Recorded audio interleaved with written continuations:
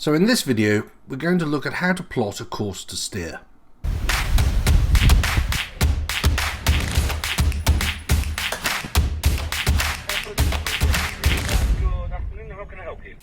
Okay, so here we are.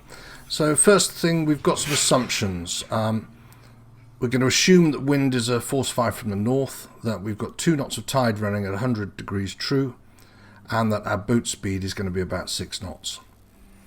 So the first thing we do, we've got to have a start point. So we're going to plot a fix that we've taken. If you're not sure how to do that, you can look at some of our other videos.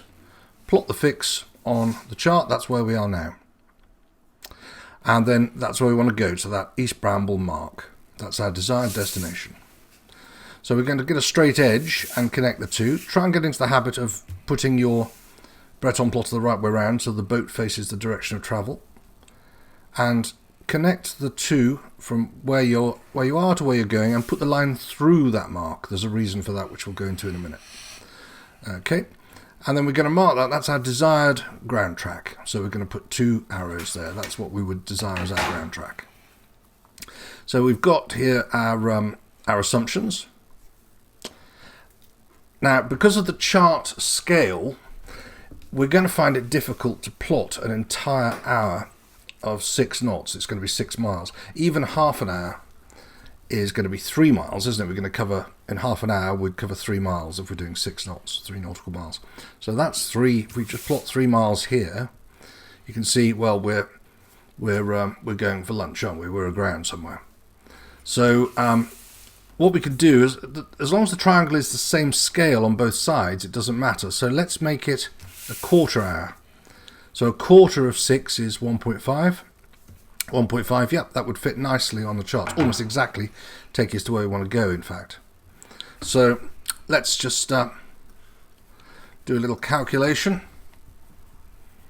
Our boat speed is 6 knots. That's our estimated boat speed from experience, given the speed, given the winds and the point of sail. And so if in 1 hour, travelling at 6 knots, we know we would cover 6 nautical miles. Okay, so in a quarter hour, we're going to do a quarter of that distance, which is 1.5 nautical miles. So let's just write that down so we've got all our workings nice and clear. I can clearly talk faster than I can write.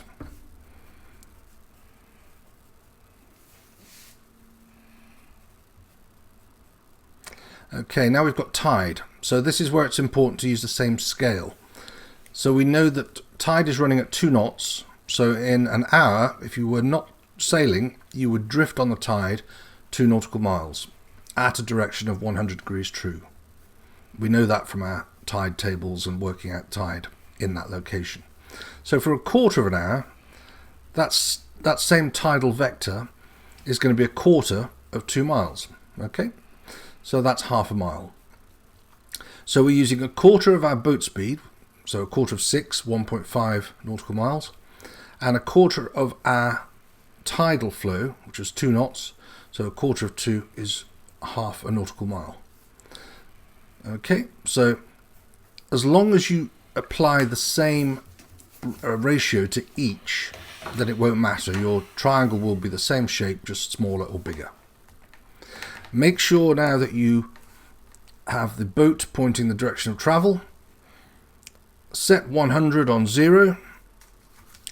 Line up the compass rose on your Breton plotter with the north-south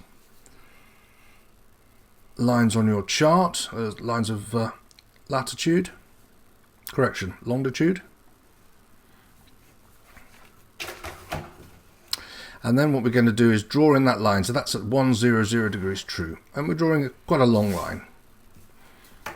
Okay, now we've got to plot, haven't we, how much of that vector. We know part of the vector was 100 degrees true.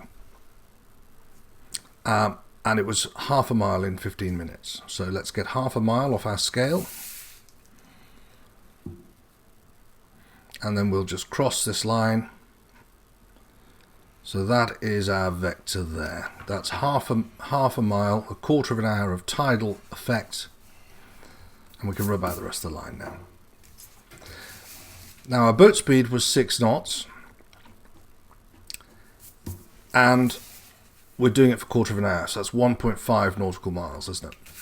So what we now need to do is get 1.5 nautical miles off our chart, off our latitude chart scale.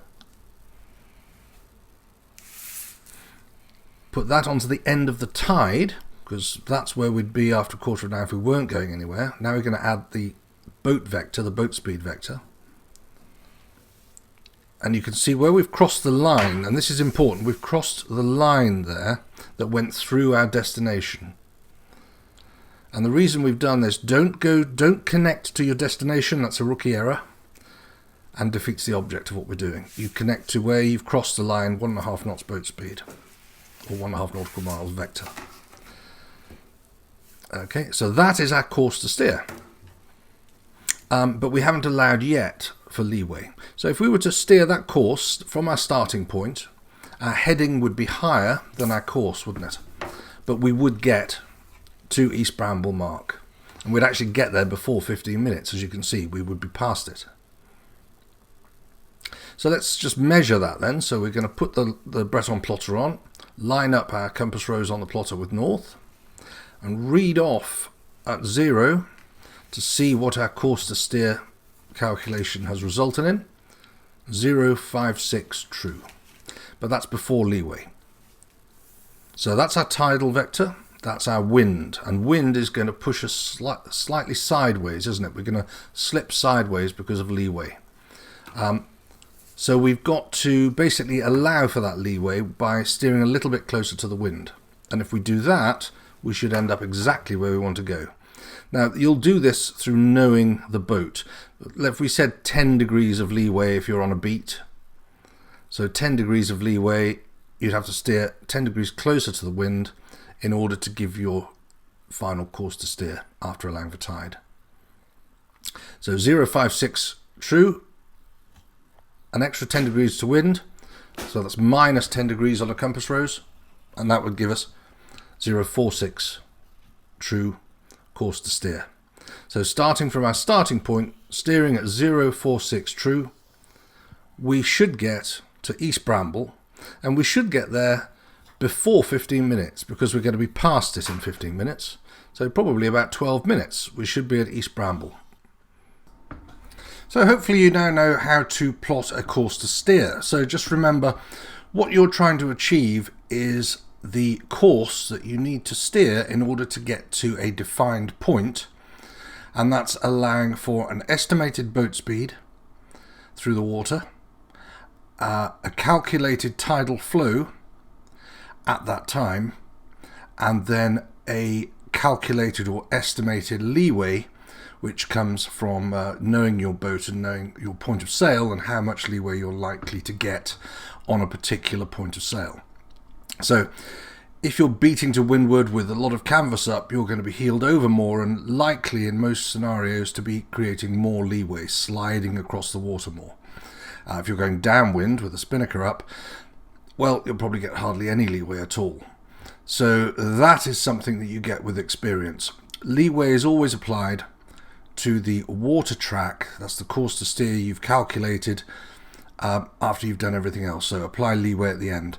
And remember, if the wind is on your port side, then you're going to be deducting an amount of leeway. So if it's 10 degrees of leeway and you're at 056, it's going to be 046.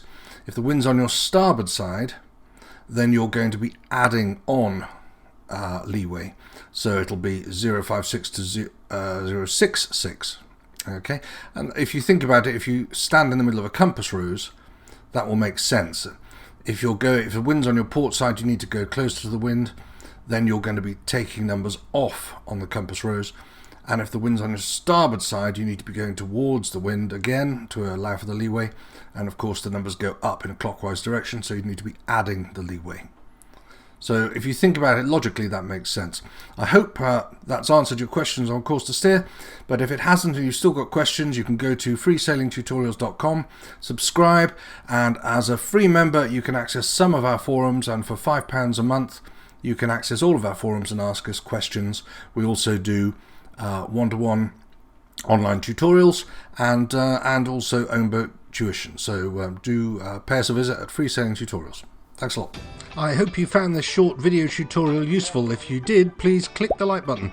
This helps promote the video on YouTube. If you've got any of your own tips or experience you'd like to share, or you've got an idea for a video, let me know in the comments section below. And if you aren't already a subscriber, consider subscribing and remember to click the little bell so you are notified when I release my next video. There are various links that might interest you in the description section under this video. Until next time, sail safe.